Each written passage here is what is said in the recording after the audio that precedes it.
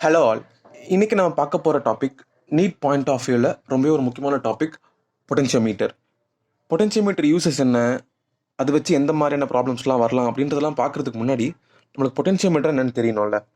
பொட்டென்ஷியோமீட்டர்னா ஒன்றும் இல்லை, voltage measure பண்ணுற டிவைஸ். அப்போ டக்குன்னு நம்மளுக்கு ஒரு டவுட் வரும், அப்போ வோல்ட் மீட்டருக்கும் பொட்டென்ஷியோமீட்டருக்கும் என்ன வித்தியாசம்? ரெண்டுமே வோல்டேஜ் மெஷர் பண்ணுற டிவைஸ் தான். பட் பொட்டென்ஷியோமீட்டரை வச்சு நம்ம மெஷர் பண்ணுற வேல்யூ தான் ரொம்பவே ஒரு அக்யூரேட்டான வேல்யூவாக இருக்கும் வோல்ட் மீட்டரை விட. பட் அப்படி இருந்தும் நம்ம அதிகமாக யூஸ் பண்ணுறது வோல்ட் மீட்டர் தான் இருக்குது. அதுக்கு காரணம் என்னென்னா, வோல்ட் மீட்டரில் வந்து நம்மளுக்கு டிஜிட்டல் ரீடிங் கிடைக்கும் இன்ஸ்டண்ட்டாக. ஸோ கன்வீனியன்ஸ்க்காக நம்ம வோல்ட் மீட்டர் யூஸ் பண்ணாலும் அக்யூரேட்டான ஒரு வேல்யூ வேணும்னா நம்ம வந்து பொட்டென்ஷியோமீட்டரை யூஸ் பண்ணி ஆகணும். ஸோ அது பேசிக் கன்ஸ்ட்ரக்ஷன் எப்படி இருக்கும்னு பார்த்தீங்கன்னா, அது கன்ஸ்ட்ரக்ஷன் முன்னாடி அதில் 3 இம்பார்ட்டன்ட் யூசஸ் பொட்டென்ஷியோமீட்டர் இது. ஃபர்ஸ்ட் வந்து to measure EMF of a cell, second to compare EMF of 2 cells, third வந்து to determine internal resistance of a cell. இந்த 3 யூசஸ் பற்றி டீட்டெயிலாக நம்ம பார்க்குறதுக்கு முன்னாடி இந்த பொட்டென்ஷியோமீட்டரோட கன்ஸ்ட்ரக்ஷன், அதோட பேசிக் பிரின்சிபல், எப்படி அது ஒர்க் ஆகுது, அதெல்லாம் வந்து ப்ரீஃபாக பார்த்துருவோம். பொட்டென்ஷியோமீட்டர் பார்த்தீங்கன்னா இதுதான் வந்து பொட்டென்ஷியோமீட்டர் ஒயர். அதை வந்து நம்ம ஒரு வி வோல்ட் பேட்டரியில் கனெக்ட் பண்ணுறோம். இப்போது இந்த வி வோல்ட் அப்படின்றதுக்கு என்ன அர்த்தம்னா, across this battery potential difference வந்து வி வோல்ட்டாக இருக்குன்னு அர்த்தம். அப்போ இங்கே 0 இருந்தால், நெகட்டிவ் டெர்மினல் 0 இருந்தால், இந்த பாசிட்டிவ் டெர்மினல் வந்துட்டு நம்ம வின்னு எடுத்துக்கிறோம். ஸோ நம்ம ஒரு சர்க்யூட்டில் நம்ம நல்லாவே தெரியும், எப்போ வந்து ஒரு பொட்டென்ஷியல் டிஃப்ரென்ஸ் ஏட் பண்ணோம்னா, கரண்ட் வந்து ஒரு அந்த காம்பனண்ட் ஆஃப் சர்க்யூட்டை தாண்டும் போது ஒரு பொட்டென்ஷியல் டிஃப்ரென்ஸ் உருவாகும். இப்போது ஒரு ரெசிஸ்டரை தாண்டினாலோ, ஒரு பல்ப் எந்த காம்பனண்ட்டாக இருந்தாலும் தாண்டும் போது தான் ஒரு பொட்டென்ஷியல் டிஃப்ரென்ஸ் கிரியேட் ஆகுது. இங்கே பார்த்தீங்கன்னா வெறும் வயர் தான் இருக்குது. ஸோ இந்த பாயிண்ட்லேயும் வந்து பொட்டென்ஷியல் வந்து வி தான் இருக்கும். அதே மாதிரி இங்கே ஃபுல்லாக வயர் தான் இருக்குது, இங்கேயும் வந்து வி தான் இருக்கும். அதே மாதிரி இந்த பாயிண்ட்டில் வந்துட்டு பொட்டென்ஷியல் 0 தான் இருக்கும், இந்த பாயிண்ட்லேயும் வந்துட்டு பொட்டென்ஷியல் 0 தான் இருக்கும். So across this potentiometer wire, இந்த பொட்டென்ஷியோமீட்டர் ஒயர் நான் இந்த மாதிரி திக்காக காமிச்சிருக்கோன்னா, இந்த பொட்டென்ஷியோமீட்டரோட ஒயரோட ரெசிஸ்டன்ஸ் வந்து நெக்லிஜிபிள் இல்லை. மற்ற ஒயரில் நம்ம நெக்லிஜிபிள் ரெசிஸ்டன்ஸ் வந்து நெக்லிஜிபிள் எடுத்துக்கலாம், கணக்கு எடுத்துக்க போகிறது. ஆனால் இந்த பொட்டென்ஷியோமீட்டர் ஒயருக்கு வந்து ஒரு ரெசிஸ்டன்ஸ் இருக்குது. இந்த potentiometer across this potentiometer wire potential difference வந்துட்டு வி வோல்ட்.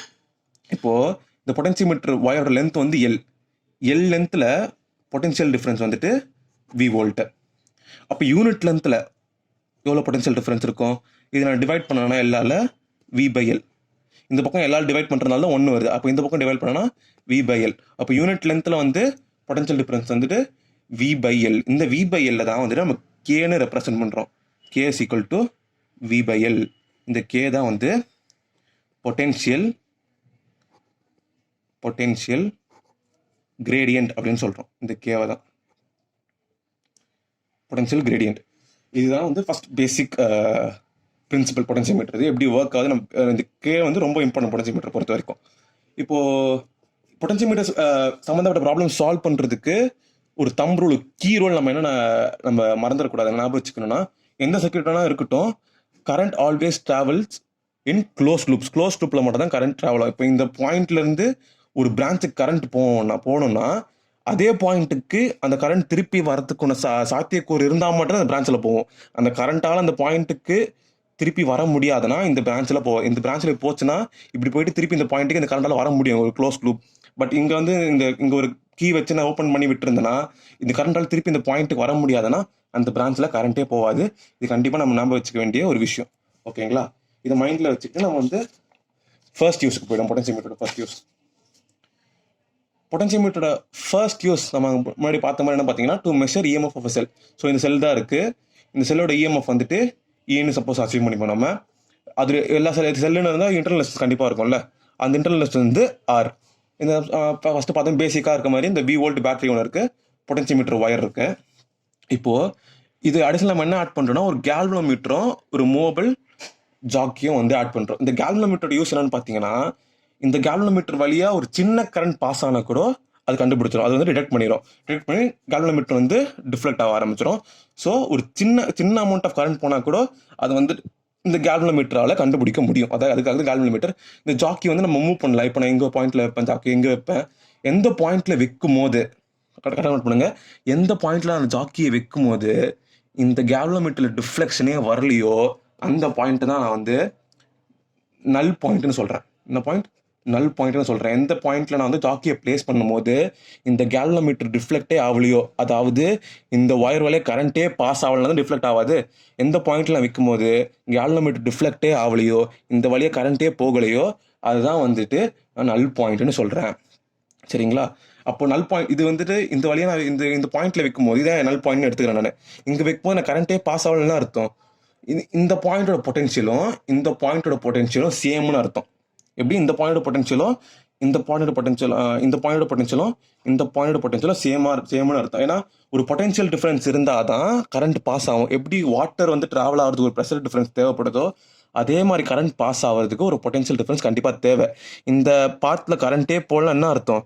இந்த 2 பாயிண்ட்டும் சேம் பொட்டென்ஷியல் இருக்குன்னு அர்த்தம். ஓகே, இது கண்டுபிடிச்சிட்டோமா? அடுத்து என்ன பண்ண போகிறோம்?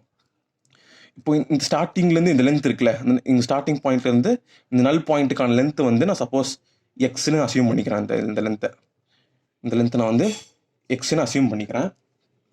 இங்கே பாருங்கள், இது வந்துட்டு ஒரு க்ளோஸ் லூப் ஃபார்ம் பண்ணது. ஏன்னா இந்த ஒயரில் கரண்ட் போகாதுன்னு சொல்லிட்டேன். அப்படின்னா இங்கே வர கரண்ட் வந்துட்டு இந்த பிரான்ச்சுக்கு போகணும்னு அர்த்தம். திருப்பி இந்த இடத்துக்கு வரதுக்கான சாத்தியக்கூறு இருந்தால் மட்டும்தான் இந்த பிரான்ச்சில் போகணும்னு சொன்னேன். இப்படி இங்கே வந்து சேம் பொட்டென்ஷியல் இருக்கிறதுனால இந்த வழியாக கரண்ட் போக முடியாது. அப்போது இந்த பிரான்ச்சில் கரண்ட் என்டர் ஆகாது. அப்போது இங்கே கீழே வந்து கரண்ட் பாஸ் ஆகாத காரணத்தினால இந்த இன்டர்னல் ரெசிஸ்டன்ஸுக்கு நம்மளுக்கு வேலையே வராது. ஏன்னா இப்போது ஒரு ரெசிஸ்டர் அக்ராஸ் பொட்டென்ஷியல் ட்ராப் ஏற்படணும் என்ன ஆகணும்? கரண்ட் பாஸ் ஆகணும். V = IR, Ohm's law. Current pass ஆனால் மட்டும்தான் பொட்டென்ஷியல் ட்ராப் ஏற்படும். இந்த பிரான்ச்சில் கரண்ட்டே போகாதனால இந்த ரெசிஸ்டர் வந்துட்டு நம்மளுக்கு இப்போதைக்கு கணக்கிலே வராது. ஸோ பொட்டென்ஷியல் வந்து எதனால் டிஃபர் ஆகுதுன்னா இந்த ஈஆல மட்டும்தான். ஸோ இந்த பாயிண்ட் வந்துட்டு இங்கேருந்து 0 தான் வருதா, இங்கேயும் 0 தான் வரும் பொட்டென்ஷியல். எங்கள் நடுவில் எதுவும் காம்பவுண்டில் இருந்தால் இதுவும் 0 தான். இந்த பாயிண்ட் வந்துட்டு இங்கே பொட்டென்ஷியல் நெகட்டிவ்லேருந்து பாசிட்டிவ் பொட்டென்ஷியல் கெயின் ஆகி இந்த பாயிண்ட் ஈன்னு ஆகிடும். இந்த ஆர் வந்து பொட்டென்ஷியல் டிஸ்டர்ப் பண்ணால் அது கரண்ட் பாஸ் ஆகாதனால இந்த பாயிண்ட் இ. ஓகே, இந்த பாயிண்ட் சேம் பொட்டென்ஷியல் தானே. ஸோ அப்போ இதுவும் இந்த பாயிண்ட்லையும் இ தான் இருக்கும், இங்கே 0 தான் இருக்கும். அப்போது இந்த ரெண்டு பாயிண்ட் இந்த அக்ராஸ் இந்த ஒயருக்கும் இந்த பிரான்ச்சுக்கும் சேம் பொட்டென்ஷியல், ரெண்டுமே சேம் பொட்டென்ஷியலில் தான் இருக்குது. ஸோ இந்த ரெண்டு டேர்ம் இப்போ பாயிண்ட்டுக்கு நடுவில் இருக்க பொட்டென்ஷியல் எப்படி கண்டுபிடிக்கிறது? நம்ம ஆல்ரெடி படிச்சிருந்தோம்ல, K = V/Lன்னு படித்தோம். இப்போ வந்துட்டு இது வந்து யூனிட் லென்த். ஒரு யூனிட் லென்த்தில் வந்து பொட்டென்ஷியல் கிரேடியன்ட் வந்து V/L. யூனிட் லென்த்துக்கு எவ்வளோனா அப்போ எக்ஸ் லென்த்துக்கு எவ்வளோ வரும்? நான் இதை எக்ஸால் மல்டிப்ளை பண்ணணும், அவ்வளோதான். அப்போது E = X × V/L. கரெக்டாக புரியுதுங்களா? ஏன்னா யூனிட் லென்த்துக்கு V/Lனா இதுதான் எக்ஸ் லென்த்னு அசியூம் பண்ணியிருக்கேன். அப்போ எக்ஸ் லென்த்துக்கு எவ்வளோ வரும்? அந்த யூனிட் லென்த் வேல்யூ என்ன, பொட்டென்ஷியல் கிரேடியன்ட் என்ன? V/L × X. இதுதான் வந்து ஏ. ஏன்னா இந்த 2 பாயிண்ட் இருக்க அக்ராஸ் இருக்கிற பொட்டென்ஷியலும் இந்த 2 பாயிண்ட் அக்ராஸ் சேம்னு சொன்னதுனால இது ஈன்றதுனால இந்த வேல்யூ வந்து X × V/L. இது ரெண்டுத்தையும் நம்ம ஈக்குவேட் பண்ணி ஈயை வந்து கண்டுபிடிச்சிடலாம். எக்ஸ் வேல்யூ வந்து நம்ம மெஷர் பண்ணிக்கலாம். மெஷர் பண்ணிவிட்டு ஈயை வந்து நம்ம கண்டுபிடிச்சிக்கலாம் இந்த மெத்தட் யூஸ் பண்ணி. ஸோ வந்து நம்ம அந்த அன்னோன் செல்லோட இஎம்எஃப் வந்து இந்த formula E = X × V/L use பண்ணி ஈஸியாக கண்டுபிடிச்சிடலாம். ஓகேங்களா? இதுதான் பேசிக் கான்செப்ட். இதை வச்சு ஃபஸ்ட் ஒரு பேசிக் கொஸ்டின் ஒன்று போடலாம். என்ன கொடுத்துருக்காங்கன்னா, find value of X such that galvanometer shows 0 deflection. அதாவது கொஸ்டின்லேயே கொடுத்துட்டாங்க இந்த கேல்வனோமீட்டர் வந்து டிஃப்ளெக்டே ஆகலை அப்படின்னு என்ன அர்த்தம்? இது வழியாக கரண்ட்டே பாஸ் ஆகலன்னு அர்த்தம். அப்போது ஆட்டோமேட்டிக்காக இந்த ரெசிஸ்டருக்கான வேல்யூ நம்மளுக்கு இல்லவே இல்லை, போயிடுது. ரெசிஸ்டரே தேவையில்லை. இந்த ரெசிஸ்டர் வந்து எந்த டிஃப்ரென்ஸ் ஏற்படுத்த போகிறது இல்லை பொட்டென்ஷியலில். சரிங்களா? இப்போ நம்ம டேரெக்டாக ஃபார்முலா யூஸ் பண்ணலாம்ல. E = X × V/L. இப்போது இ வேல்யூ என்ன கொடுத்துருக்காங்க? இஎம்எஃப் வேல்யூ வந்துட்டு இந்த செல்லு வந்து 8ன்னு கொடுத்துட்டாங்க. எக்ஸ் தானே கண்டுபிடிக்கணும், ஃபைண்ட் எக்ஸ் தான் சொல்லியிருக்காங்க. X × V வந்துட்டு 20 வோல்ட் பேட்டரி கொடுத்துருக்காங்க, 20/10. சரிங்களா?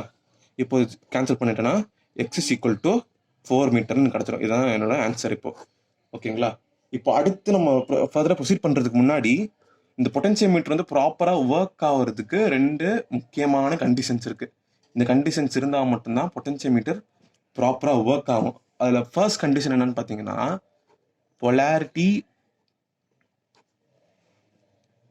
of cell and battery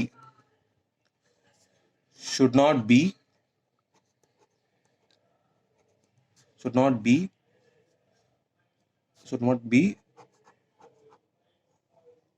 opposite. இது ஃபர்ஸ்ட் கண்டிஷன். அப்படின்னு என்ன அர்த்தம்னா, இந்த நெகட்டிவ் டெர்மினல், இந்த பேட்டரி நெகட்டிவ் டெர்மினல் இருக்குல்ல, அதில் கொண்டு போய் செல்லோட நெகட்டிவ் டெர்மினல் கூட தான் கனெக்ட் பண்ணணும். நெகட்டிவ் கொண்டு போய் பாசிட்டிவ் கனெக்ட் பண்ணக்கூடாது. அப்படி கனெக்ட் பண்ணால் வேலை செய்யாது.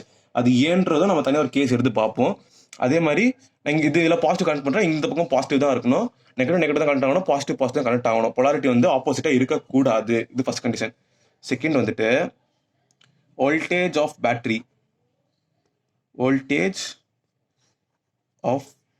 Battery should be greater than cells EMF. இந்த 2 பாயிண்ட்டும் தனியாக கேஸ் எடுத்து பண்ணும்போது தெளிவாக புரியும். ஓகே, இதை வச்சுட்டு மைண்டில் வச்சு நம்ம அடுத்த இதுக்கு போவோம். நம்ம அடுத்து இந்த கொஸ்டினில் பார்த்தோம்னா அதே மாதிரி 20 வோல்ட் பேட்டரி ஒன்று கொடுத்துருக்காங்க. 10 meter potential meter wire length 10 meter கொடுத்துருக்காங்க. இதுவும் அதே கொஸ்டின் தான். Find excess that galvanometer shows no deflection கொடுத்துருக்காங்க. இதில் வந்து அப்போ இந்த பிரான்ச் கரண்டே போகலன்னு அர்த்தம். பொட்டன்ஷியல் டிஃபரன்ஸ் ஏற்படுத்த போகிறது என்னது? இந்த இஎம்எஃப், இந்த பேட்டரி இஎம்எஃப் மட்டும் தான். இந்த ரெசிஸ்டர் எந்த டிஃபரன்ஸும் ஏற்படுத்த போகிறது இல்லை, கரண்ட் எதுவும் ஃப்ளோ ஆகாதனால. இப்போ பாருங்க, இப்போது நம்ம அது போன சால்வ் பண்ண மாதிரி என்ன சால்வ் பண்ணோம்னா E is equal to x into V by Lங்களா? E is equal to x into V by L.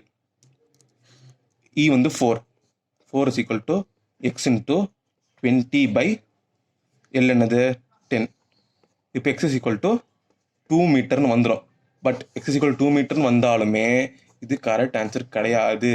ஏன் சொல்கிறேன்னா, ஏன் கரெக்ட் இல்லைன்னு சொல்கிறேன்னா, இந்த சர்க்கியூட்டே பாசிபிள் கிடையாது. ஏன்னா இங்கே பாருங்கள், இந்த பேட்டரியோட நெகட்டிவ் டெர்மினலில் கொண்டு போயிட்டு இந்த செல்லோட பாசிட்டிவ் டெர்மினலில் கனெக்ட் பண்ணியிருக்கோம். நம்ம ஃபர்ஸ்ட் ரூல் என்ன படித்தோம்? பொலாரிட்டி வந்து ஆப்போசிட்டாக இருக்கக்கூடாது. நெகட்டிவ் வந்து பாசிட்டிவ் கனெக்ட் பண்ணியிருக்கேன். ஸோ இங்கேயும் வந்து இந்த கண்டிஷன் ஃபெயில் ஆகுது. ஏன் இப்போ கனெக்ட் பண்ண என்ன ஆகிட போகுது? ஏன் பண்ணக்கூடாதுன்றதுன்னு கேட்டிங்கன்னா, இங்கே பாருங்கள், இப்போ 20 வோல்ட் பேட்டரிங்களா? ஸோ நெகட்டிவ் வந்து 0ன்னு எடுத்துக்கிறேன், பாசிட்டிவ் 20ன்னு எடுத்துக்கிறேன். ஓகே, இப்போது இந்த பாயிண்ட்லையும் இது காம்பனெண்ட்லாம் இருந்தாலும் இந்த பாயிண்ட் 20 தான் இருக்கும், இந்த பாயிண்ட் 20 தான் இருக்கும். அதே மாதிரி இந்த பக்கம் வந்தீங்கன்னா இந்த பாயிண்ட் 0 தான் இருக்கும், இந்த பாயிண்ட் 0 தான் இருக்கும். அப்படியே இந்த பாயிண்ட்லேருந்து கீழே வந்தாலும் இந்த பாயிண்ட் 0 தான். பட் இந்த செல்லை தாண்டி போகும்போது இது வந்து பாருங்கள், இந்த செல்லோட பாசிட்டிவ் டெர்மினல், இது வந்து நெகட்டிவ் டெர்மினல். ஸோ இந்த பாசிட்டிவ் டெர்மினல் 0 வந்துருச்சு. அக்ராஸ் தி செல் வந்து டிஃப்ரென்ஸ் 4 இருக்கணும். அப்போ இது என்னவா இருக்கணும்? எனக்கு -4 இருக்கும். இது நெகட்டிவ் டெர்மினல் சின்ன பாசிட்டிவோட நெகட்டிவ் டெர்மினல் சின்ன வேல்யூவாக இருக்கணும். அப்போ இது 0ன்னு சொல்லிட்டோம், 4 டிஃப்ரென்ஸ் இருக்கணும். ஆனால் சின்ன வேல்யூவாக இருக்கணும். ஆனால் -4 தான் எடுத்தாகணும். இந்த பாயிண்ட் -4னா இந்த பாயிண்ட்டும் -4. அப்போனா இந்த பாயிண்ட் இதில் கரண்ட் பாஸ் ஆகாத பொட்டன்ஷியல் டிஃபரன்ஸ் வரப்போல. இதில் கரண்ட்டே பாஸ் ஆகாத, கேல்வனோமீட்டர் 0 டிஃபரன்ஸ் சொல்லியாச்சு. இதில் கரண்ட் பாஸ் ஆகாதனால பொட்டன்ஷியல் டிஃபரன்ஸ் எதுவும் ஏற்படாது. ஸோ வந்துட்டு இதுவும் இந்த பாயிண்ட்டும் -4 தான். இங்கே பாருங்கள், நம்மளுக்கு என்ன வந்துச்சு? இந்த பாயிண்ட் 0ன்னு வந்துச்சு, இந்த பாயிண்ட் 20 வந்துச்சு. 0க்கும் 20க்கும் நடுவில் -4 வோல்ட் எப்படி பாசிபிள் இல்லைல்ல? ஸோ அதனால தான் நம்ம பொலாரிட்டி ஆப்போசிட்டாக இருக்கக்கூடாதுன்னு சொல்கிறோம். இப்போ இங்கே -0க்கும் 22 நடுவில் -4 கண்டிப்பாக வர முடியாது, பாசிட்டிவ் நம்பர் தான் வந்து ஆகணும். ஸோ நம்ம பொலாரிட்டி வந்து ஆப்போசிட் கனெக்ட் பண்ணதுனால இந்த சர்க்யூட் வந்து நாட் பாசிபிள். இதுதான் நம்ம ஃபர்ஸ்ட் கண்டிஷன் அங்கேயே பார்த்தோம். இப்போ வந்துட்டு இது புரிஞ்சுக்கணும்னு நினைக்கிறேன். அடுத்த கேஸுக்கு போவோம், நம்ம அடுத்த கொஸ்டினுக்கு போவோம். இந்த கொஸ்டின் என்ன கொடுத்துருக்காங்கன்னா, இது கொஞ்சம் ஹை லெவல். ஏன்னா இங்கே ஒரு எக்ஸ்டர்னல் ரெசிஸ்டன்ஸ் எக்ஸ்ட்ராவாக கொடுத்துருக்காங்க. இந்த கொஸ்டினில் வந்து எக்ஸ்டர்னல் ரெசிஸ்டன்ஸ் எதுவுமே கொடுக்கல. இதில் ஒரு எக்ஸ்டர்னல் ரெசிஸ்டன்ஸ் வந்து எக்ஸ்ட்ராவாக கொடுத்துருக்காங்க நம்மளுக்கு எக்ஸ்டர்னலில். இப்போ பாருங்கள், இப்போது இங்கே 48 வோல்ட்டு, இங்கே நெகட்டிவ் டெர்மினல் 0ன்னு எடுத்துக்கிறோம், பாசிட்டிவ் 48ன்னு எடுத்துக்கிறோம். அப்படியே இந்த 48 இங்கே வந்து இந்த பாயிண்டில் 48 நம்ம சொல்ல முடியாது, போன வாட்டி சொன்ன மாதிரி. ஏன்னா நடுவில் ரெசிஸ்டர் வருது. என்னதான் இந்த கீழ் பிரான்ச்சில் கரண்ட் பாஸ் ஆகலைனா கூட மேலே வந்து கரண்ட் பாஸ் ஆகிட்டு தான் இருக்கும். இந்த எக்ஸ்டர்னல் சர்க்யூட்டில் கரண்ட் போயிட்டே தான் இருக்கும். ஸோ இந்த ரெசிஸ்டரில் கரண்ட் பாஸ் ஆகும்போது கண்டிப்பாக ஒரு பொட்டன்ஷியல் ட்ராப்ன்றது ஏற்பட தான் செய்யும். ஸோ அது நெக்லெக்ட் பண்ணிட்டுலாம் நம்ம வந்து இங்கே 48ன்னு எடுத்துக்க முடியாது. ஸோ ஃபஸ்ட்டு இந்த பொட்டன்ஷியல் ட்ராப், இதில் இந்த ரெசிஸ்டரில் எவ்வளோ பொட்டன்ஷியல் ட்ராப் ஆகுதுன்றதை கண்டுபிடிக்கணும். அதுக்கு என்ன பண்ணணும்? நம்ம ஃபஸ்ட்டு இந்த எக்ஸ்டர்னல் சர்க்யூட்டில் எவ்வளோ கரண்ட் போகுது அப்படின்றத கண்டுபிடிக்கணும். நம்ம சொன்ன மாதிரி பாருங்கள், இந்த பொட்டன்ஷியல் மீட்டர் ஒயரோட ரெசிஸ்டன்ஸ் நெக்லிஜிபிள் இல்லை, அதனால இது நெக்லிஜிபிள் இல்லாதனால ஒரு வேல்யூ கொடுத்துருக்காங்க 8 ஓம்ன்ட்டு. ஸோ இது நம்ம மொத்த ஒயரையுமே நான் ஒரு ரெசிஸ்டர்னு அசியூம் பண்ணிக்கிறேன். ஒரு 8 ஓம் ரெசிஸ்டர் இருக்குது, ஒரு 4 ஓம் ரெசிஸ்டர் இருக்குது. இப்போதைக்கு இந்த கீழ் சர்க்யூட் மறந்துடுங்க, ஏன்னா இதில் கரண்ட் எதுவும் பாஸ் ஆக போகிறது இல்லை. கேல்வனோமீட்டர் நோ டிஃப்ளெக்ஷன் தான். இந்த கேஸ்லையும் கேல்வனோமீட்டர் நோ டிஃப்ளெக்ஷன் தான். எக்ஸ் கண்டுபிடிக்க சொல்கிறாங்க. கேல்வனோமீட்டர் டிஃப்ளெக்டே ஆகலை, எக்ஸ் கண்டுபிடிங்க அப்படின்னு சொல்கிறாங்க. ஸோ அதனால அந்த கீழ் சர்க்யூட் இப்போதைக்கு விட்டுறாங்க, கரண்ட் எதுவும் பாஸ் ஆகுதுனால. இப்போ இது வழியாக ஒரு ஐ கரண்ட் பாஸ் ஆகுதுன்னா, திருப்பி இதில் ஐ கரண்ட் பாஸ் ஆகுதுன்னா மேலே இந்த கீழே கரண்ட் போகாது, மேலே ஐ கரண்ட் பாஸ் ஆகிடும். ஸோ இந்த ரெசிஸ்டர்ல ஐ கரண்ட் தான் போகுது, இந்த மொத்த ஒயர்லையும் ஐ கரண்ட் தான் போகுது. அப்போ இது ரெண்டுமே சீரீஸில் இருக்குது. அப்போ ஆர் ஈக்குவலண்ட் எவ்வளோ? ஆர் ஈக்குவலண்ட் சீரீஸில் வந்து 8+4 டேரக்ட் ஆட் பண்ணுவோம்ல. R equivalent is equal to R1 + R2 பண்ணுவோம். ஸோ சீரீஸில் 8+4னா 12 ஓம் ஆர் ஈக்குவலண்ட் வந்து 12 ஓம். ஸோ நெட் ரெசிஸ்டன்ஸ் வந்து 12 ஓம் கண்டுபிடிச்சாச்சு. வோல்டேஜ் எவ்வளோ 48 வோல்ட். இப்போ நம்ம ஓம்ஸ்ல யூஸ் பண்ணுவோமா, V is equal to IR. V is equal to IR. 48 is equal to I into 12. So I நம்மளுக்கு ஆட்டோமேட்டிக் என்ன வருது, 4 ஆம்பியர் வருது. கரண்ட் வந்து 4 ஆம்பியர்னு வந்துடுது நம்மளுக்கு.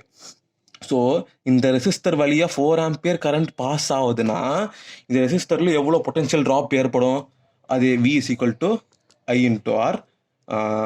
V is equal to 4 into resistance எவ்வளோ 4 தான் கொடுத்துருக்காங்க. அப்போ V is equal to 16 volt. 16 volt வந்து இந்த ரெசிஸ்டரில் ட்ராப் ஆகுது. அப்போ இங்கேருந்து 48 வருது. அது 16 வந்து இந்த ரெசிஸ்டர் வழியாக பாஸ் ஆகும்போது ட்ராப் ஆகிடுது. மீதி இங்கே எவ்வளோ வரும், இந்த பாயிண்ட்டுக்கு 32 வோல்ட் தான் வரும். 48ல் 16 போயிடுச்சுன்னா மீதி 32 தான் இருக்கும். அப்போ இந்த பாயிண்ட்டுக்கும் 32 வோல்ட் தான் வரும். இந்த பாயிண்ட் as usual 0. இந்த பாயிண்ட் இந்த பக்கம் ரெசிஸ்டர் எதுவும் இல்லாதனால திருப்பி இங்கே 0 வந்துடும். அப்போ அக்ராஸ் திஸ் பொட்டன்ஷியோமீட்டர் வயர் வந்து பொட்டன்ஷியல் டிஃபரன்ஸ் எவ்வளோ, இங்கே 0 32 வோல்ட் தான் அக்ராஸ் திஸ் பொட்டன்ஷியோமீட்டர். இந்த பொட்டன்ஷியோமீட்டர் வயர் அக்ராஸ் வந்து பொட்டன்ஷியல் டிஃபரன்ஸ் நம்ம டேட்டா 48ன்னு போட்டுற முடியாது. காரணம் என்னன்னா இங்கே ஒரு எக்ஸ்டர்னல் ரெசிஸ்டன்ஸ் இருக்கு, அதனால 32 வோல்ட். இப்படி செக் பண்ணிக்கலாம். இந்த பொட்டன்ஷியோமீட்டர் வயரோட ரெசிஸ்டன்ஸ் எவ்வளோ 8 ஓமா. இது V is equal to IR use பண்ணுங்க. V is equal to IR. Across this இது யூஸ் பண்ணுறோம்னா இந்த across this potentiometer wire potential difference கண்டுபிடிக்கிறதுக்கு V is equal to IR சொன்னால் I எவ்வளோ 4 இன்ட்டு ரெசிஸ்டன்ஸ் எவ்வளோ 8 is equal to அதே 32 volt தான் வருது. Across this potentiometer wire potential difference வந்து 32 வோல்ட் தான். ஓகேங்களா, இப்போ இது கண்டுபிடிச்சிட்டோம். இப்போ as usual நம்ம பண்ணுற மாதிரியே பண்ணலாம். E is equal to X into V by L. So E வந்து எவ்வளோ 12 X தான் கண்டுபிடிக்கணும். இன்ட்டு V வந்து எவ்வளோ potential difference across this potentiometer wire தான் V. அது வந்து டேட்டா ஃபார்மில் கொடுத்ததுனா நம்ம 48ன்னு போட்டுறக்கூடாது. Vன்றது என்னென்னது, அக்ராஸ் திஸ் பொட்டன்ஷியோமீட்டர் வயர் எவ்வளோ பொட்டன்ஷியல் டிஃபரன்ஸ் இருக்குன்றது தான் V. 32/10. இதை வந்து சால்வ் பண்ணால் நம்ம எக்ஸ் வேல்யூ கொண்டு வந்துடலாம். என்ன பண்ணலாம், X is equal to 12 into 10/32. இதை சிம்பிளிஃபை பண்ணோன்னா நம்மளுக்கு வந்து எக்ஸ் வேல்யூ வரும். சிம்பிளிஃபை பண்ணலாமா, 120/32 is equal to 15/4 வரும். 15/4 வரும் is equal to 3.75 மீட்டர் தான் எக்ஸோட வேல்யூ. சரிங்களா, சிம்பிளிஃபை பண்ணால் 3.75 மீட்டர் வரும். ஓகே, இது வந்துட்டு ஒரு மாடல் கொஸ்டின். அடுத்து நம்ம அப்படியே மூவ் பண்ணோம்னா இங்கே பாருங்க, அதே மாதிரி சிமிலர் கொஸ்டின் ஒன்று. இப்போது அதே மாதிரி ஒரு 40 வோல்ட் பேட்டரி கொடுத்துருக்காங்க. எக்ஸ்டர்னல் ரெசிஸ்டன்ஸ் வந்து 6 ஓம்ல மென்ஷன் பண்ணியிருக்காங்க. Potentiometer wire length 10 metre.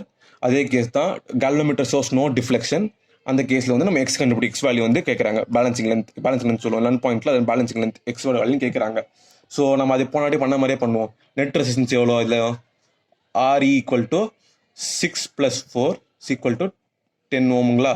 So V is equal to IR use பண்ணால் V வந்து எவ்வளோ 40 is equal to I into 10.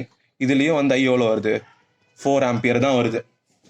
I 4 ஆம்பியர்னா இது அக்ராஸ் திஸ் ரெசிஸ்டர் எவ்வளோ பொட்டன்ஷியல் ட்ராப் ஏற்படும், V is equal to 6, R வந்து 6, I வந்து 4 is equal to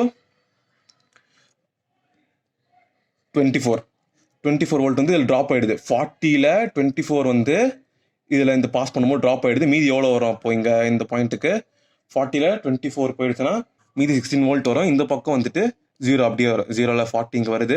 40ல் 24 லாஸ் ஆகிடுது இந்த ரெசிஸ்டரில் பாஸ் பண்ணும்போது. மீதி வந்து 16 இங்கே வரும். இந்த பக்கம் 0 தான் இருக்கும்.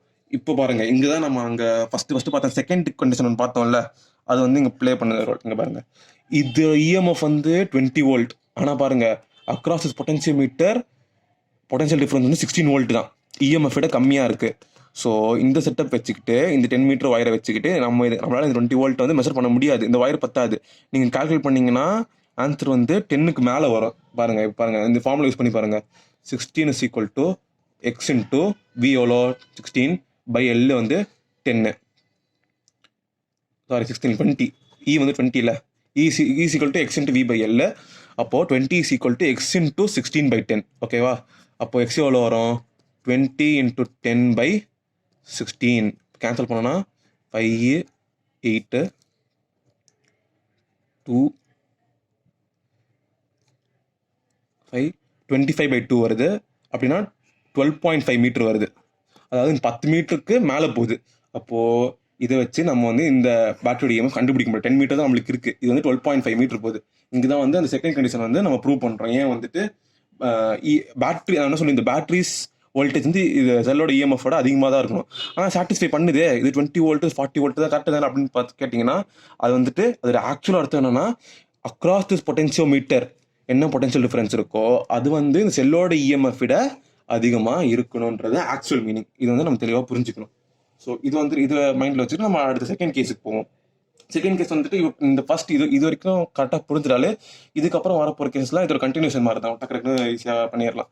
இங்கே பாருங்க, இப்போ அதே மாதிரி கொடுத்துலாம். இப்போ வந்து ரெண்டு செல்லோட இஎம்எஃப் வந்து கம்பேர் பண்ண போகிறோம். நம்ம E1 E2 ரெண்டு செல் இருக்கு. அந்த ரெண்டு செல்லுக்கு ரெண்டு இன்டர்னல் ரெசிஸ்டன்ஸ் இருக்கு, R1 R2ன்ட்டு ரெண்டு ஸ்விட்ச் கொடுத்துருக்காங்க, K1 K2ன்ட்டு. இது வச்சு தான் பண்ண போகிறோம். ஃபர்ஸ்ட் சப்போஸ் இந்த பொட்டன்சியோமீட்டரில் வந்துட்டு நம்ம இந்த ஃபர்ஸ்ட் கேஸில் வந்து இந்த K1 வந்து க்ளோஸ் பண்ணுறோம், K2 ஓப்பன்லேயே இருக்கும். அப்படின்னு என்ன அர்த்தம்? இங்கே பாருங்க, வென் K1 இஸ் க்ளோஸ்ட் அப்படின்னா இந்த கீழ் பிளான்ஸ் நம்ம கணக்கில் எடுத்துக்க போகிறது இல்லை. இது வந்துட்டு க்ளோஸ் லூப்பே இல்லை கரண்ட் எதுவும் போக போகிறது இல்லை. ஸோ இது கணக்கில் எடுத்துக்க வேணாம். இங்கே பாருங்க, அப்போது அக்ராஸ் இது வந்து இந்த ஃபர்ஸ்ட் கேஸில் நான் எனக்கு கிடைக்கிற பேலன்ஸ் லென்த் வந்து L1 எடுத்துக்கிறேன். அப்போது என்ன ஆகுது? E1 is equal to K potential gradient. அந்த V by Lன்ற டேர்ம் நான் K பொட்டன்ஷியல் கிரேடியன்ட்னே போட்டுக்கிறேன். K இன்ட்டு L1 அப்படின்னு கிடச்சிருது.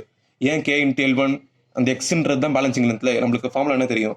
E is equal to V by L into X. இதுதான் வந்து E is equal to K into எக்ஸ்ன்னு எடுத்துக்கிறேன். அந்த எக்ஸ் தான் அந்த பேலன்சிங் லென்த் தான் இந்த கேஸில் வந்து நம்ம L1 எடுத்துக்கிறோம்.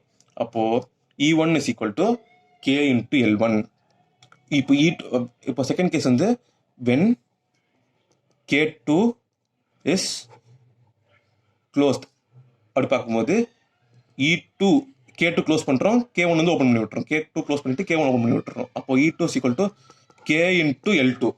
E2 is equal to K into L2. இப்போ இந்த ரெண்டு ஈக்குவேஷன் டிவைட் பண்ணுங்க. E1 by E2 is equal to divide பண்ணும்போது K கேன்சல் ஆகிடும், மீதி வந்து L1 by L2. இதை யூஸ் பண்ணி ரெண்டு செல்லோட இஎம்எஃப் வந்து நம்ம கம்பேர் பண்ண முடியும்.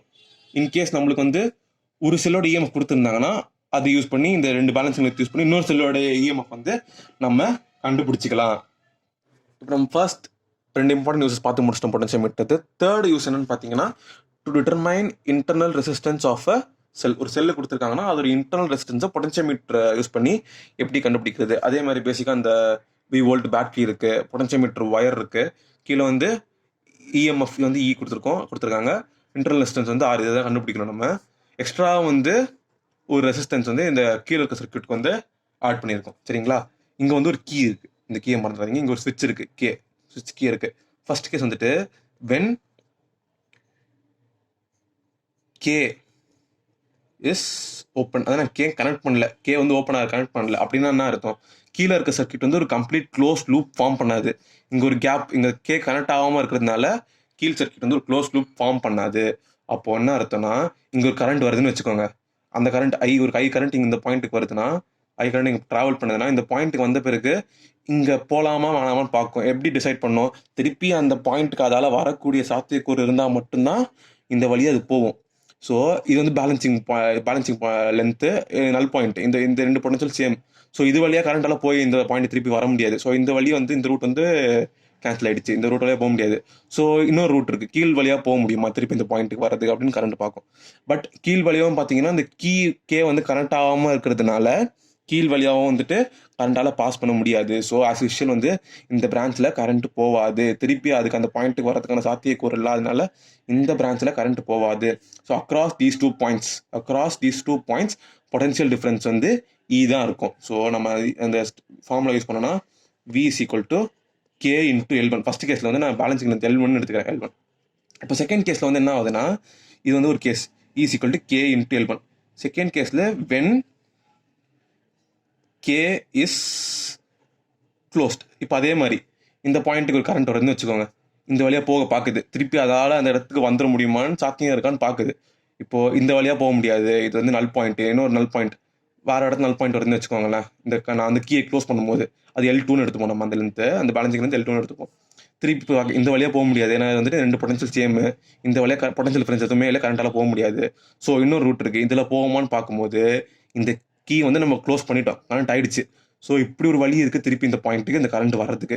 ஸோ கண்டிப்பாக இந்த பிரான்ச்சில் கரண்ட் ட்ராவல் பண்ணும், இந்த ஐ கரண்ட் வந்துட்டு ட்ராவல் பண்ணும்.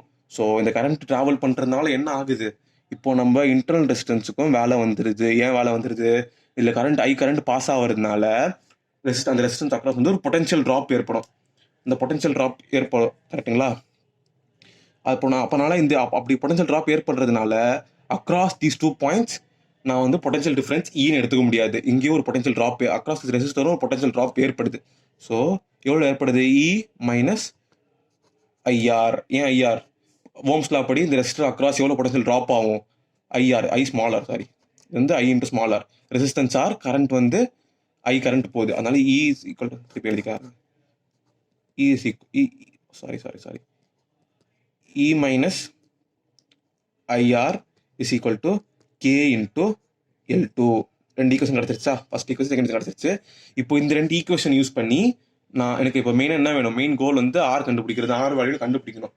எப்படி கண்டுபிடிக்கிறது, அதுக்கு முன்னாடி இந்த ஐயை நான் எலிமினேட் பண்ணேன். இந்த ஐன்றது எனக்கு தேவையில்லாதது. அது ஐ வேல்யூ எப்படி கண்டுபிடிக்கிறது, இப்போ இந்த கீழ் சர்க்கியூட்டை மட்டும் எடுத்துக்கோங்க. இந்த கீழ் சர்க்கியூட்டை பாருங்க, அதோட வோல்டேஜ் வந்து E is equal to I into R equivalent எவ்வளோ, ஐ கரண்ட் இதில் போகுதுன்னா இப்படி போயிட்டு இந்த ரெசிஸ்டர் வழியாகவும் ஐ கரண்ட் தான் போகும். அப்போ இந்த இன்டர்னல் ரெசிஸ்டன்ஸும் இந்த மெயின் ரெசிஸ்டன்ஸும் வந்துட்டு இந்த எக்ஸ்டர்னல் ரெசிஸ்டன்ஸும் வந்துட்டு சீரீஸில் இருக்குது. அப்போது நெட் ரெசிஸ்டன்ஸ் எவ்வளோ, R plus capital R net. ஏன்னா இதில் ஐ கரண்ட் பாஸ் ஆகுதுன்னா இதுலேயும் ஐ கரண்ட் தான் பாஸ் ஆகுது. அப்போ இந்த 2 ரெசிஸ்டரும் சீரீஸில் இருக்கிறதுனால நெட் ரெசிஸ்டன்ஸ் வந்து நம்ம டேரெக்டாக ஆட் பண்ணுறோம், ஆர் ப்ளஸ் ஆர்ன்ட்டு, சரிங்களா?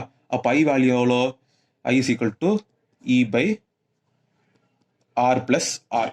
அந்த ஐ வேல்யூ இங்கே போட்டுக்கலாமா, E minus E by R plus R into R is equal to K into L2.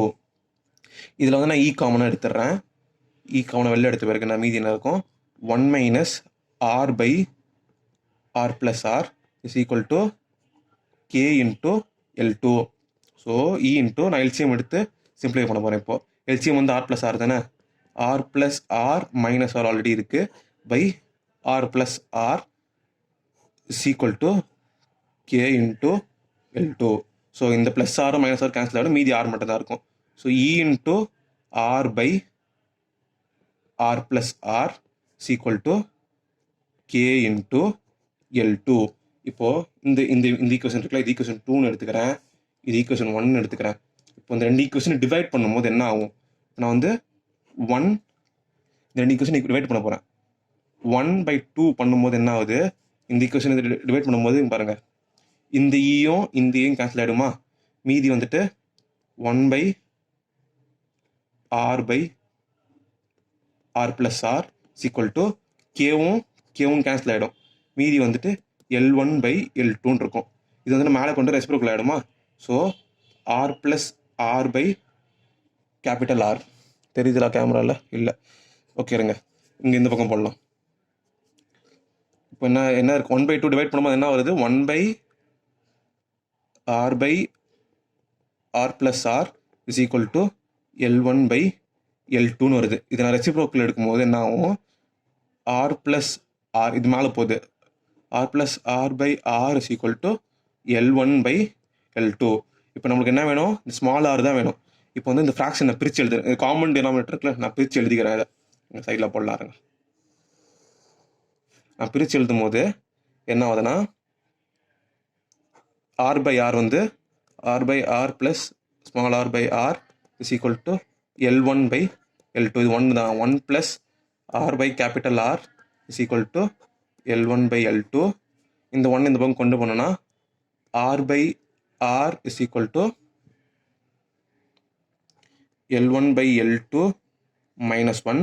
Small R தான் வேணும், small R is equal to R into L1/L2 minus 1. இதுதான் வந்து நான் இன்டர்னல் ரெசிஸ்டன்ஸ் கண்டுபிடிக்கிறதுக்கான ஃபார்முலா.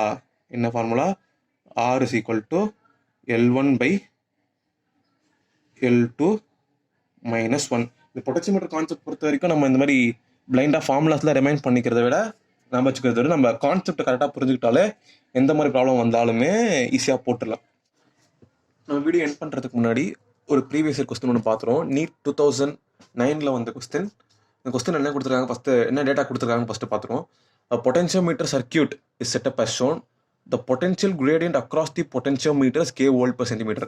இந்த potentiometer ஒயரில் வந்துட்டு பொட்டன்ஷியல் கிரேடியன்ட் அந்த V by L value வந்து கேன்னு கொடுத்துட்டாங்க கொஸ்டினில். அண்ட் த அம்மீட்டர் ப்ரெசென்ட் இந்த சர்க்கியூட் ரீட்ஸ் 1 ஆம்பியர். இங்கே ஒரு அம்மீட்டர் இருக்குது, இதோட ரீடிங் வந்து 1 ஆம்பியர்ன்ட்டாங்க. கரண்ட் ஐ பாஸ் ஆகுது, ஐ ஈக்குவல் டு 1 ஆம்பியர்னு கொஸ்டின் கொடுத்துட்டாங்க. சரிங்களா? இந்த 2-way கீ ஸ்விட்ச் ஆஃப், அதாவது இது வந்து ஒரு 2-way கீ. இது வந்து நான் 1 and 2லேயும் கனெக்ட் பண்ணலாம், 1 and 2 கனெக்ட் பண்ணலாம், இல்லை இது இப்படி ஃப்ளிப் பண்ணி 1 and 3 கனெக்ட் பண்ணலாம். இதுதான் வந்து 2-way கீன்னு சொல்கிறோம். ஓகேங்களா? 2 விதமாக கனெக்ட் பண்ணுற கீ வந்து 2-way கீ ஸ்விட்ச் ஆஃப். இப்போ எதுவுமே கனெக்ட் பண்ணாமல் வைக்கும்போது 1 ஆம்பியர் கரண்ட் வந்து ஃப்ளோ ஆகிட்டு இருக்கு. அப்புறம் என்ன அர்த்தம்?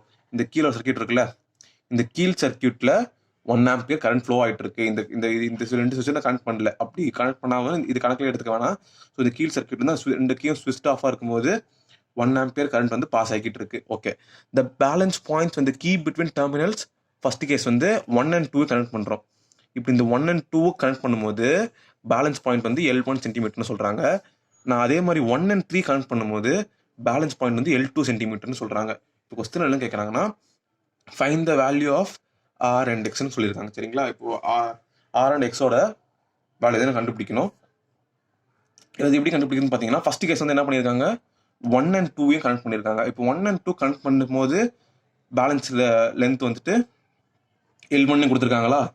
இப்போ நம்மளுக்கு என்ன தெரியும், இது பேலன்ஸ் பாயிண்ட்னா இந்த 2 பாயிண்ட்டுக்கு அக்ராஸ் இருக்க பொட்டன்ஷியல் கிரேடியன்ட்டும் இந்த 2 பாயிண்ட்டுக்கு அக்ராஸ் இருக்க பொட்டன்ஷியல் கிரேடியன்ட்டும், ஏன்னா 1 and 2 தான் கனெக்ட் ஆயிருக்கு, இது கிரேடியன்ட்டும் வந்துட்டு சேம்னு சொல்லுவோம். இப்போ இந்த 2 பாயிண்ட் அக்ராஸ் பொட்டன்ஷியல் டிஃபரன்ஸ் எவ்வளோ, ஒரே ஒரு ரெசிஸ்டன்ஸ் தான் இருக்கு, ஐஆர். V = IR. கரெக்டாக V = IR. ஐ வந்து இந்த ஸ்கீல் சர்க்கிள் ஐ வந்து 1ன்னு கொடுத்துட்டாங்க.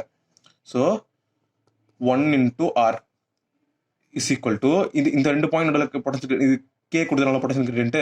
அப்போ இந்த 2 பாயிண்ட் நடுவில் இருக்க பொட்டன்ஷியல் டிஃபரன்ஸ் வந்துட்டு K × L1 நான் படித்தோம்ல, K × L1 is equal to R. இது எப்படி எழுதலாம், R is equal to K × L1. இப்போ வந்து R கண்டுபிடிச்சாச்சு. ஆப்ஷன்ஸில் வந்து பார்த்தீங்கன்னா in terms of L1 L2 தான் கொஸ்டினில் கொடுத்துருக்காங்க. சரிங்களா? கொஸ்டின் வந்து நீங்கள் நீட் பேப்பர் 2009 பேப்பரில் பார்த்தீங்கன்னா ஆப்ஷன்ஸ் வந்துட்டு in terms of L1 L2 and கேல தான் இருக்கும் எல்லா ஆப்ஷன்ஸும். சரிங்களா? அப்போ R வேல்யூ வந்து ஆட்டோமேட்டிக்காக K × L1, எந்த ஆப்ஷன்லேருந்து R வந்து K × L1 கொடுத்துருக்காங்கன்னு பார்த்துக்கோங்க. அந்த வந்துட்டு R வேல்யூ. அடுத்து நம்ம வந்து X வேல்யூ கண்டுபிடிக்கணும். அதுக்கு நம்ம செகண்ட் எடிஷன் எடுத்து, செகண்ட் எடிஷன் என்ன சொல்கிறாங்க, 1 and 3 கனெக்ட் பண்ணுறோன்னு சொல்கிறாங்க. இப்போ நான் 1 and 2 கனெக்ட் பண்ணல, இந்த 1 and 3 கனெக்ட் பண்ணுறேன். அப்படின்னா என்ன அர்த்தம், இதுதான் வந்து நல் பாயிண்ட்னு அர்த்தம். நல் பாயிண்ட்னா இந்த பாயிண்டோட பொட்டன்ஷியலும் இந்த பாயிண்டோட பொட்டன்ஷியலும் சேம் தான். அப்போ இந்த பாயிண்ட் பொட்டன்ஷியல் தானே இங்கேயும் இருக்கும், நடுவில் எந்த காம்பனண்ட்ல இந்த பாயிண்ட் பொட்டன்ஷியல் தான் இங்கேயும் இருக்கும். அப்போ வந்துட்டு அக்ராஸ் இங்கேருந்து இங்கே வரைக்கும் இருக்க பொட்டன்ஷியல் டிஃபரன்ஸ் நான் எடுத்துக்கணும். இந்த பாயிண்ட் இருக்கும், ஏன்னா இந்த பாயிண்ட்டும் தான் சேம் பொட்டன்ஷியல் இருக்கிறதுனால இங்கேருந்து இங்கே வரைக்கும் இருக்கிற பொட்டன்ஷியல் டிஃபரன்ஸ் நான் எடுத்துக்கணும்.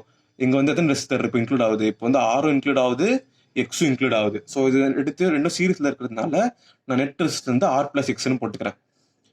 R + X இன்ட்டு ஐ பண்ணணும். பொட்டன்ஷியல் டிஃபரன்ஸ் வேணும், I × I பண்ணணும்ல. I வந்து 1 ஆம்பியர் தான். Into 1 is equal to K × L2. Second கேஸில் ஏன்னா வேற ஒரு பேலன்சிங் லென்த் வருது, அந்த பேலன்சிங் லென்த் வந்து L2ன்னு கொஸ்டினில் கொடுத்துருக்காங்க. அந்த பேலன்சிங் செகண்ட் கேஸில் 1 and 3 கனெக்ட் பண்ணும்போது நம்ம வந்து இந்த பாயிண்ட்ல இருக்க பொட்டன்ஷியல் தான் இந்த பாயிண்ட்லேயே இருக்கும். நல் பாயிண்ட்ன்றதுனால அப்படி டிராவல் பண்ணோம்னா அந்த பொட்டன்ஷியல் தான் இந்த பாயிண்ட்லேயே இருக்கும். ஸோ இங்கேருந்து இங்கே பொட்டன்ஷியல் டிஃபரன்ஸ் நம்ம கண்டுபிடிக்கணும், 2 ரெசிஸ்டரையும் கணக்கில் எடுத்துக்கணும். இந்த கேஸில் பார்த்தீங்கன்னா இந்த ஃபர்ஸ்ட் கேஸில் 1 and 2 கனெக்ட் பண்ணும்போது இந்த பாயிண்ட்ல இருக்க பொட்டன்ஷியல் தான் இந்த பாயிண்ட்லேயே இருக்கும், அதே பொட்டன்ஷியல் தான் இந்த பாயிண்ட்லேயே இருக்கும். ஸோ நான் கம்பேர் பண்ணுறதுக்கு இங்கேருந்து இங்கே வரைக்கும் எடுத்தா போதும், அதனால R மட்டும் எடுத்து X கண்டுக்கவே இல்லை. ஓகேங்களா? அதனால ஃபர்ஸ்ட் கேஸில் எங்கள் கீழே கரண்ட் இந்த X கரண்டே போடலாம் அர்த்தம் இல்லை, எனக்கு இந்த 2 பாயிண்ட் நடுவில் இருக்க பொட்டன்ஷியல் தான் தேவை. அதனால ஃபர்ஸ்ட் கேஸில் வந்து ஈஸியாக R = K × L1 கண்டுபிடிச்சிட்டேன். ஐ வேல்யூ வந்துட்டு 1ன்றதுனால நான் போட்டேன், அது R = K × L1 வந்துச்சு. அதே செகண்ட் கேஸில் R + X × 1 is equal to K × L2. அதே மாதிரி R + X × 1 × 1 நம்ம விட்டுடலாம், அப்படியே K × 1 தானே, அதே தானே வரப்போகுது, K × L2. இப்போ வந்து எனக்கு என்ன வேல்யூ, X வேல்யூ தான் வேணும். X is equal to K × L2 minus R. R value கண்டுபிடிச்சிருக்கேன். R வேல்யூ என்னது, K × L1. So X is equal to K × L2 minus K × L1. So ஃபைனலாக X என்ன, K காமன் வெளில எடுத்துட்டா x is equal to k into L2 minus L1. Okay, இந்த question புரிஞ்சிருக்கும்னு நினைக்கிறேன். Potentiometer concepts அவ்வளோதான். நீங்கள் இன்னும் சில பேசிக்ஸ் ப்ரீவியஸ் இது வந்து கொஞ்சம் கொஸ்டின்லாம் பெருசாக இருக்கிறதால கஷ்டமான கொஸ்டின் மாதிரி தெரியும். பட் இது ஈஸி கொஸ்டின் தான். இதோட ஈஸியான டேரெக்டாக ஃபார்மாக யூஸ் பண்ணி போடுற மாதிரி ப்ரீவியஸ் கொஸ்டின்ஸும் இருக்குது. நீங்கள் நிறைய ஆன்லைன் சோர்ஸில் இருக்குது, நீங்கள் அதை செக் பண்ணி அதையும் ட்ரை பண்ணி பார்த்துக்கலாம். தேங்க்யூ.